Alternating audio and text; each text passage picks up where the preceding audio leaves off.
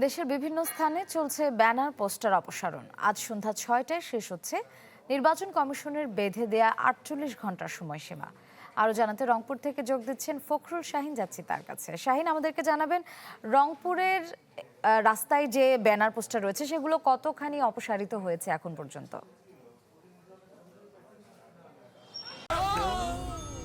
ডেন্টিস্টের পরামর্শ নাও, নতুন Colgate active salt. Shreya, আপনাকে জানিয়ে দেই, সেটি হচ্ছে যে আমি আছি রংপুরের প্রাণকেন্দ্র শাপলা চত্বর এলাকায় এবং আমার পিছনে কিন্তু অনেক ব্যানার পোস্টার দেখতে পাচ্ছি।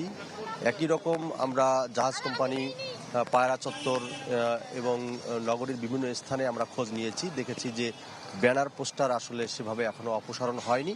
আমরা যদিও প্রার্থীদের সঙ্গে কথা বলেছি, তারা বলছেন যে বিভিন্ন জায়গায় তারা অপসারণের কাজ শুরু করে দিয়েছেন, কিন্তু বাস্তব চিত্র সেটি হচ্ছে যে নগরীর বিভিন্ন স্থানে এখনো বিভিন্ন দলের প্রার্থীদের ব্যানার পোস্টার কিন্তু ঝুলছে।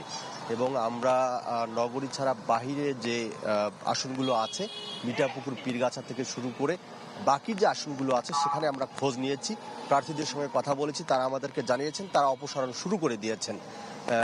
এবং আমরা জেলা প্রশাসকের সঙ্গে কথা বলেছি, তিনি আমাদেরকে জানিয়েছেন যে ৪৮ ঘন্টা যেহেতু বেঁধে দেওয়া হয়েছে সময়, ৪৮ ঘন্টার পরেই তারা অভিযানে নামবেন।